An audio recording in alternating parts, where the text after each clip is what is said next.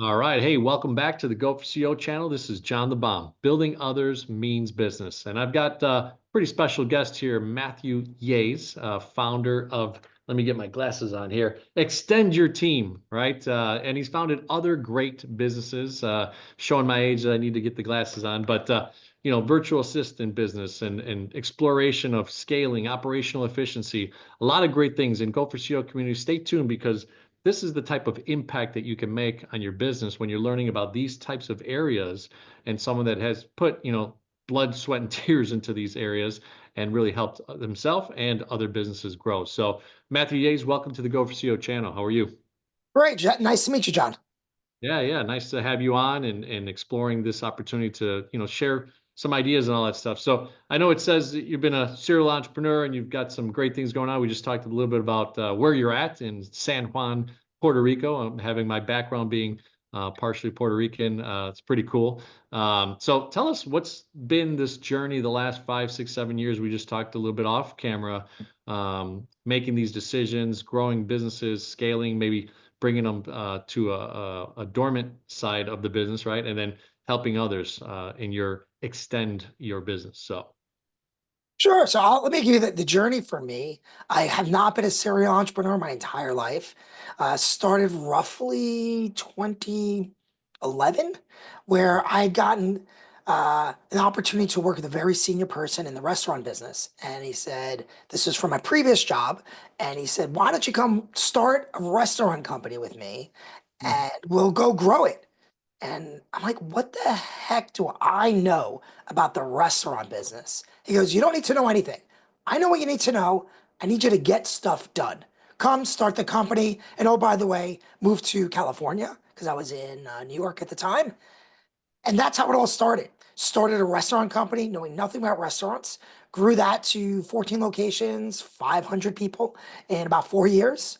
Then took some time off, bought my first company, which was an e-commerce business. This is 2016, and grew that a little bit. And then, this little thing happened called COVID, right? And what happened in COVID? I had an e-commerce business. Sounds amazing, except it was in weddings. Worst business to be in during COVID, like eye of the storm. So this business that was large that I purchased became, I like to say, grew it to zero because no one could buy my products because they weren't having weddings. And so it was, $5.5 million business became not a $5.5 million business. And out of that, I lost everything, to be honest with you. And then out of that, I said, okay, what can I do?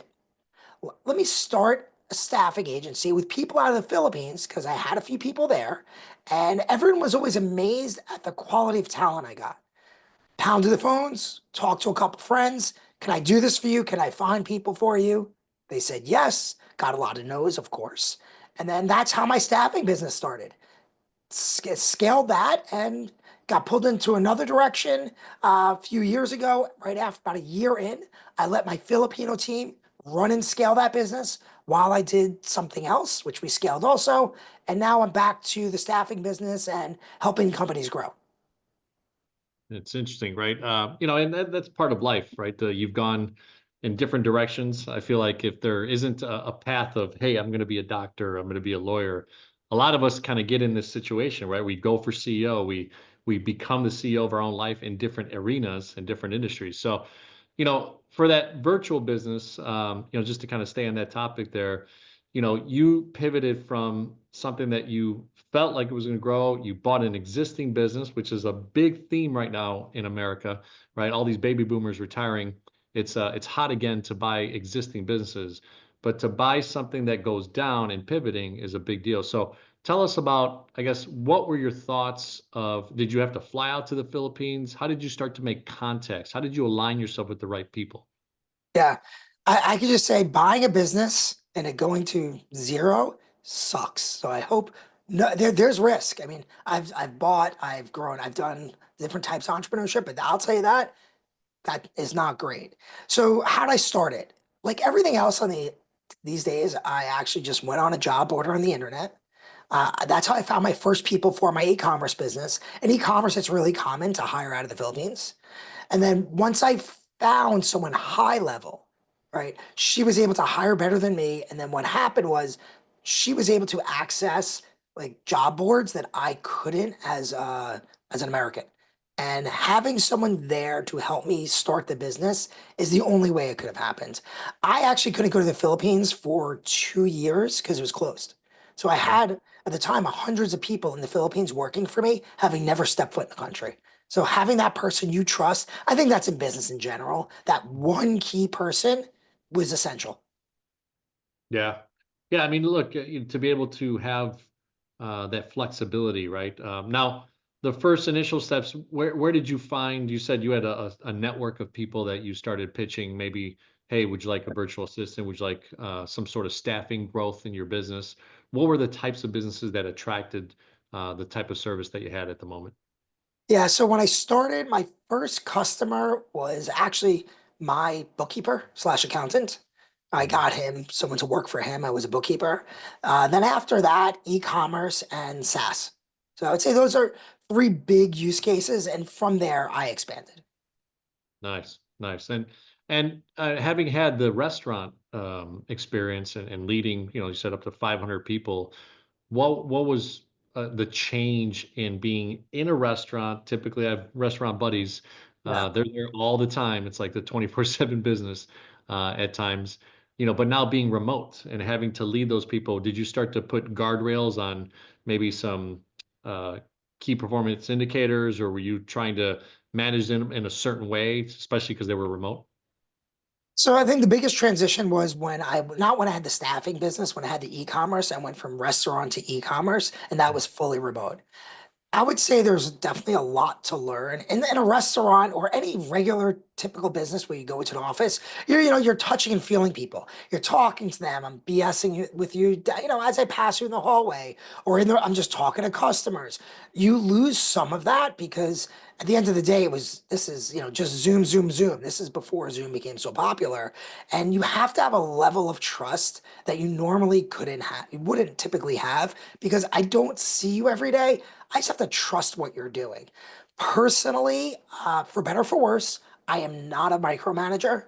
And I think there is some set of micromanaging that you have to have, or guardrails when you're doing remote management that you wouldn't typically have because you can just see people, but maybe not. I mean, I was always output based. If you're doing the task at hand, you're performing it well, you know what? If you are not working 2 of the 8 hours a day you're supposed to be working, personally, I'm okay with that. That's my own philosophy. Is it the Yeah. best for management and output? Probably not. But I also think that I also have, in all my companies, I have very low attrition. And I think that's part of the reason why. It's okay. As long as we're going forward, we're moving forward as a business. So what if you work a little less one day or the other? What does it matter? It matters directionally. Are we correct? Yeah, I mean, you gave a great word, right? Output. And what is the scalability of someone doing something at a faster pace and shortening the amount of time, and then being able to have the extra time for whatever they want to do. I remember being a long time ago a branch manager in a bank, and I would say to my people, "Hey, look, there's 8 hours a day that we're paying you, but I know that an hour of that is lunchtime, call it. 15 minutes here and there is going to be total blow off because your brain isn't working. 30 minutes is probably a screw up. So give me 5 hours of your 8 days at a maximum efficiency, and your output, as you talked about it, is going to be more relative, right, than someone who's faking it for 8 hours. So in that sense, right? 100%. I mean, it's interesting because my wife, she was a very senior executive at as an insurance brokerage, and her attitude was when she started looking at what my people were doing, oh my God, they're ripping you off. And my attitude is, what are you talking about? I don't care. Listen, I mean, I care, but if they're working 4 to 5 hours a day and I don't have to focus on this, and I'm already playing the salary arbitrage game because of where they live, it's okay. I don't personally have to do this. I'd rather play salary arbitrage and have them work less than work them to death. They leave, they're unhappy.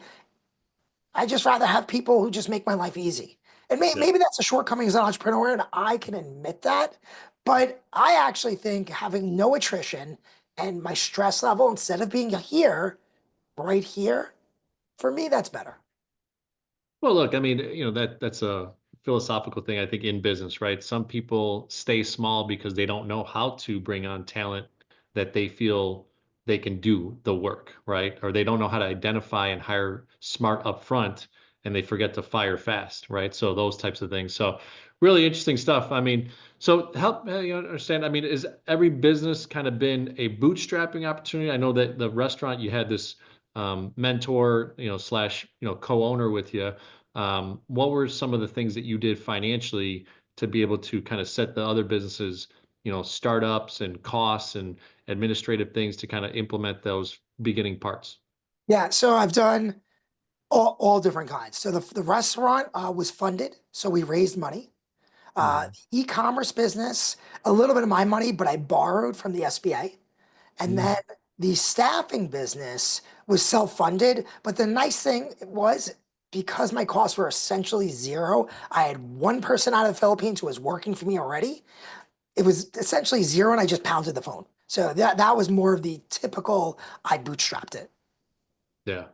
And in that situation, when you're, selling the client, like, hey, I've got this virtual assistant team, they're out of the Philippines. Is it a contract base? Are you going month to month? Are you doing an annual, scenario? What's the thoughts on that? Yeah, so I build it as month to month, and then if you use partial month, you get a refund. The reason I do that is at the end of the day, that's more like hiring, right? You got to have a contract, you got to have it recur. But at the end of the day, I want someone to be able to hire or fire at will. Mhm. And that's the only way to, I think, to do it. I've had, or I have companies with 50, 60 people, or I've had a company with 200 people, and it's a 30-day rolling contract.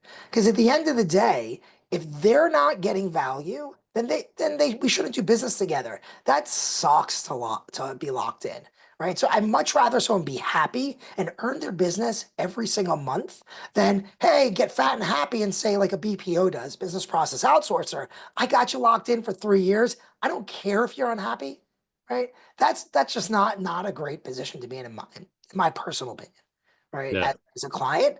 And so that's the way I structure it. The beauty is in business, structure it the way that works for you.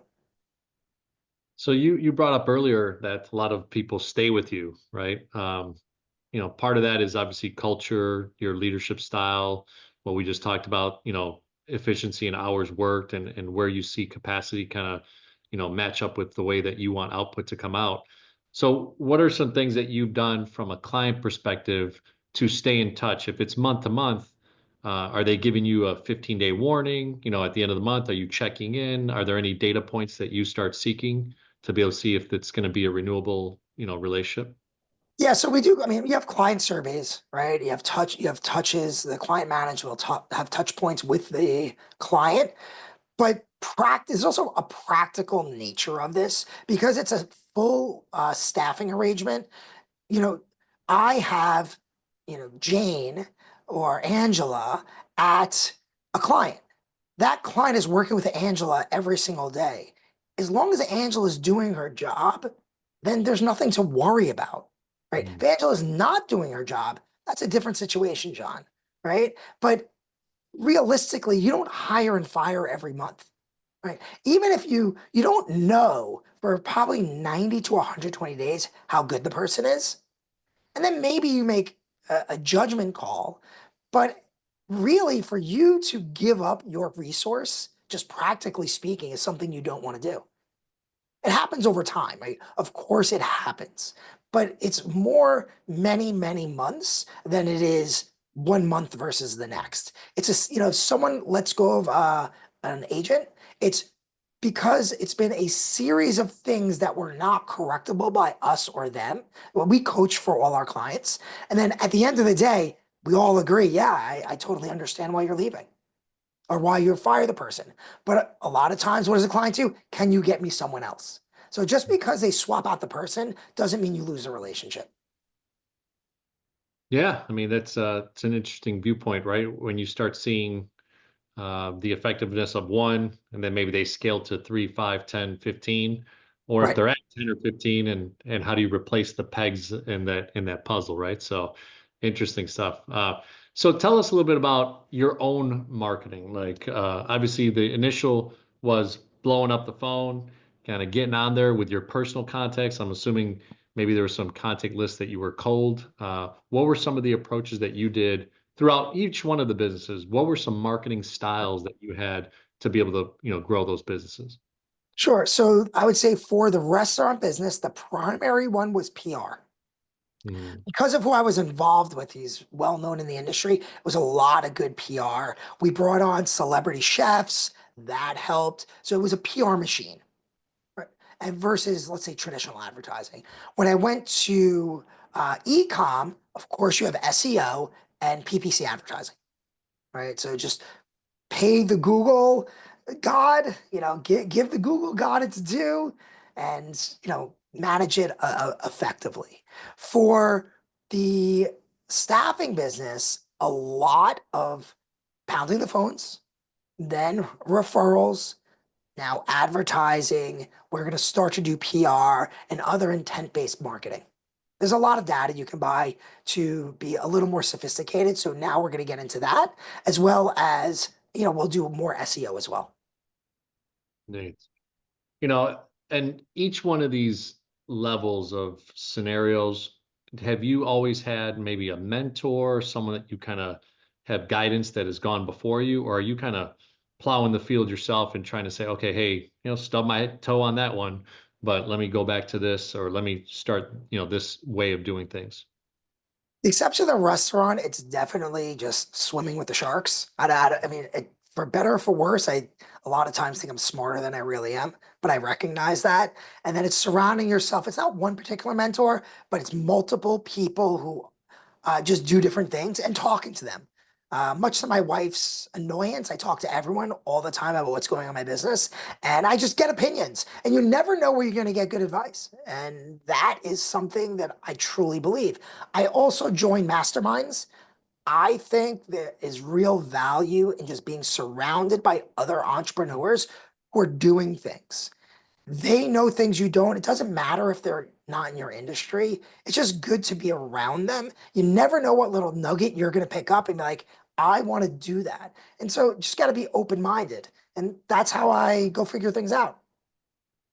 So you go for CEO, baby. Awesome, awesome. I love that. I love that. I love that. So awesome. So are there other areas that you feel has kind of transformed the way that you thought? 2011 was kind of your first initial step into entrepreneurship and, taking that hat of entrepreneur, I like to call it, because I think you were always an entrepreneur, it seems like.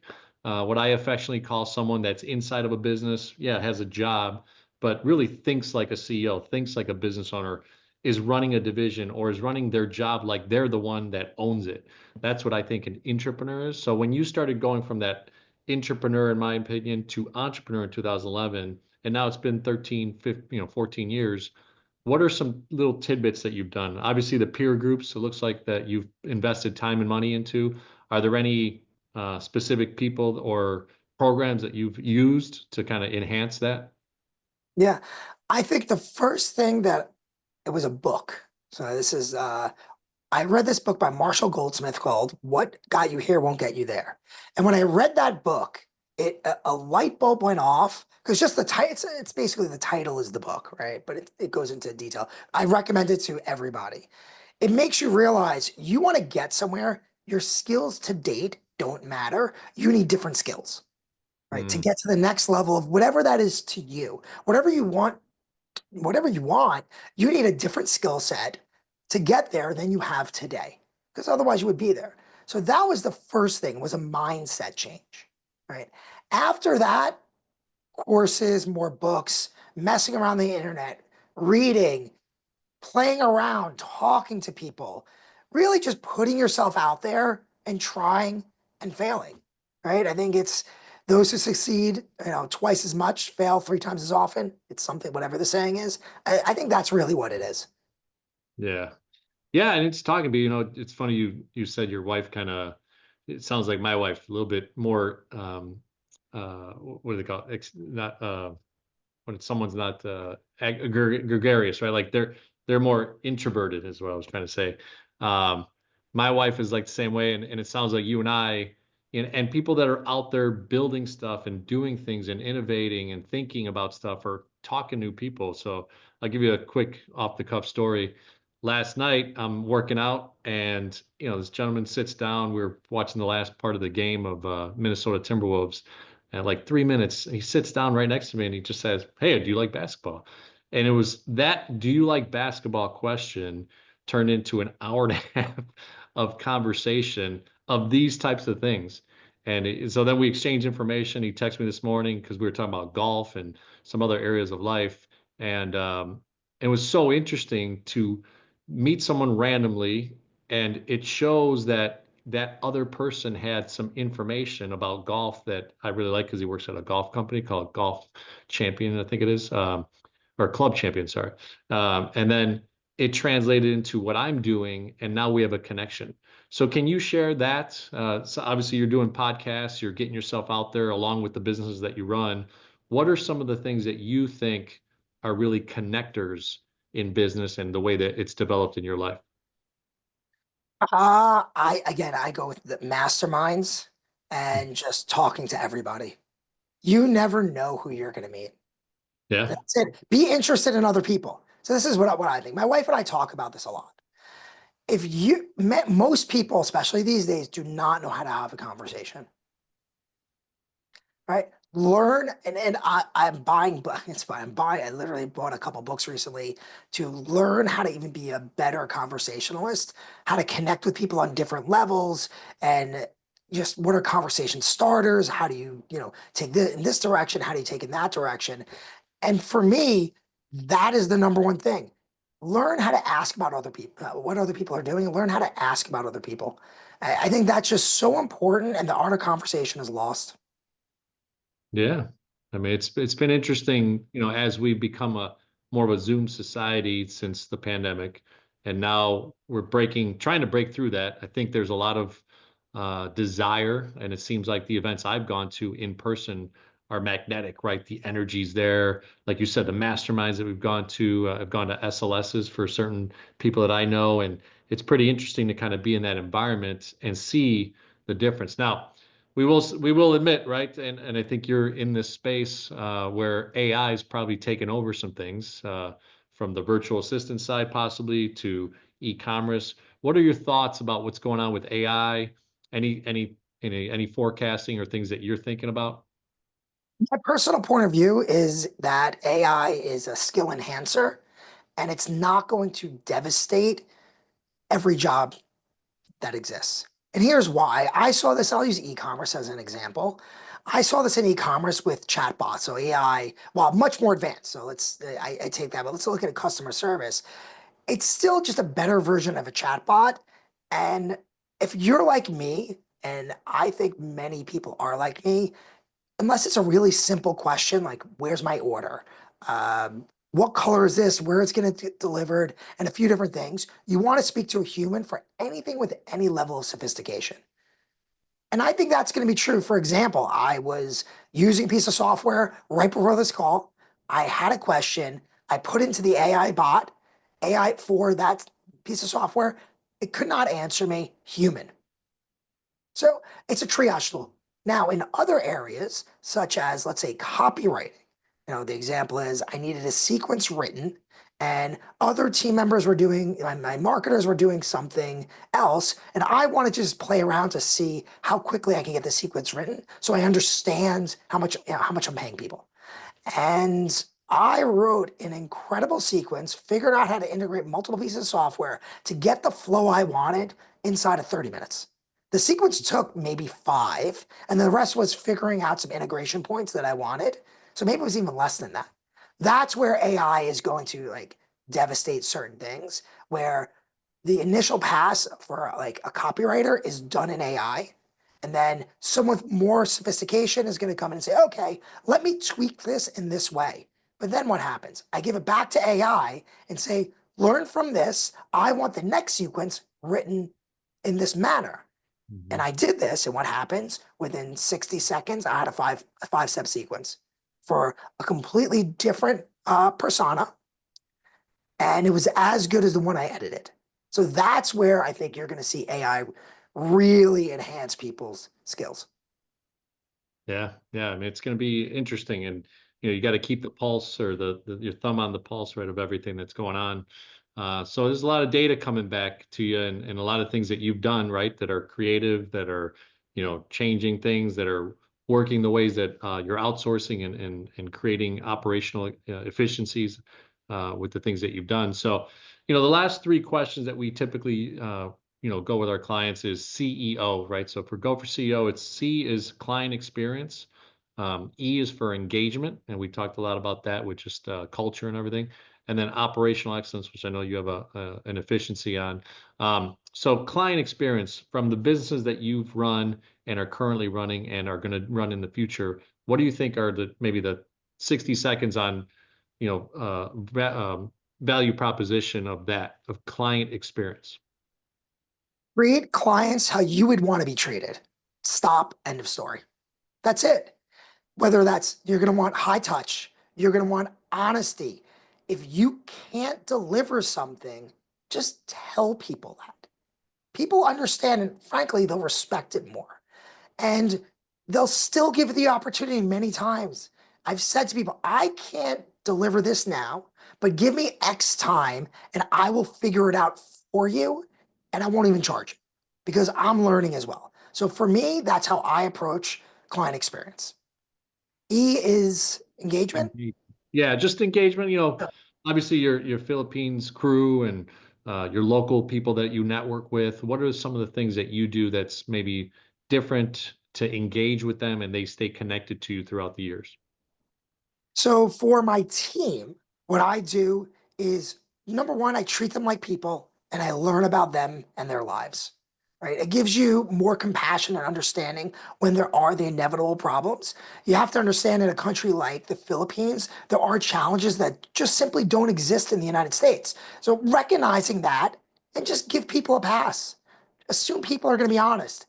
And if they're not honest, then you can go in a different direction. But give people that trust, and I find it actually, generally works out. For engagement on a local level with potential clients or even employees, again, treat people as you would want to be treated. Talk to them, be friendly. If it's a potential client, don't pitch. I never ever pitch.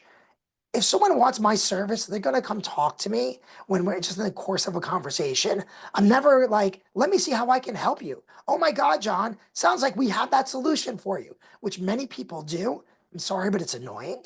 I would rather say, here's what I do, and that's it. And and just learn about their business and their challenges and never actually talk about how you can help them because I think people appreciate that. Hmm. Yeah, it makes me want to go a little bit deeper on that. So that in that scenario, right? What's your thoughts on, let's say, when you were pounding the phone, and maybe a lot of them were contacts that you had in your Rolodex already, but what were some of the techniques in that scenario that you're planting the seed for that eventual opportunity, maybe to connect with them in the future, but you didn't really sell them or pitch them. You were sharing with them what you do with a no context, no obligation scenario. All right, so I think starting a business and where I am today it's very different, right? If I just meet you, I'm not pitching you, right? So, Sure. I would say we're just talking, having a conversation. Even back then, right? I'm just telling people what I do. I'm never pitching. Now, when I'm pounding the phones with existing contacts to try to start a company, I would say, John, I'm starting this business. I know you have VAs. Do you need another one? Let me help you find it. I'll make it worth your while. I'll make sure it's not too expensive. That's it. And just that you have, look, if you're going to start a business, you have to put yourself out there and just say, I'm looking, I'm doing this. Do you need this? Do you need this service or product or whatever? Because otherwise, there's no way to start the business. And if you can't get 10 people to buy the product or service, you're probably in the wrong business, right? Your product's not good or your service isn't good. Yeah. That's my attitude. But if I just meet you, I just would talk to you. Hey, this is what I'm up to. What are you up to? And leave it at that. Yeah, and stay in contact. Like the gentleman I met last night, happens to be in the golf industry.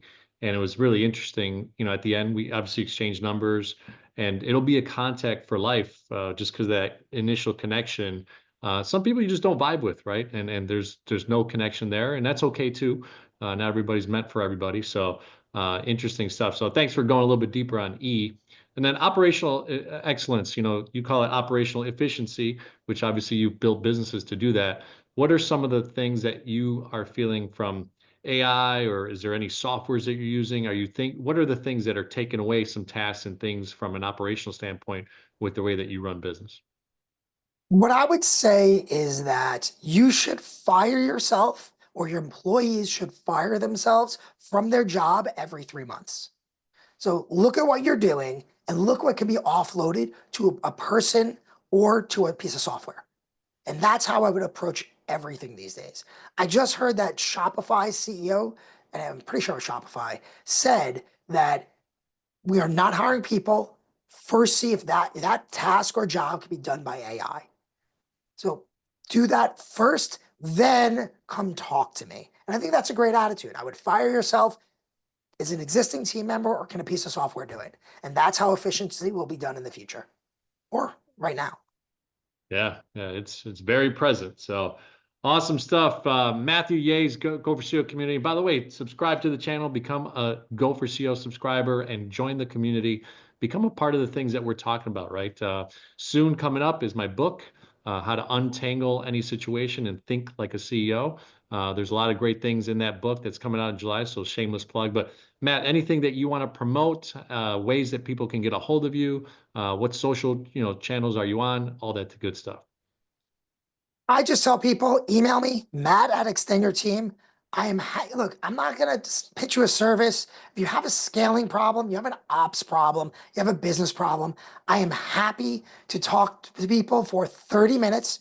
I'm not asking for money. It's just my way of giving back and helping others the same way that people help me.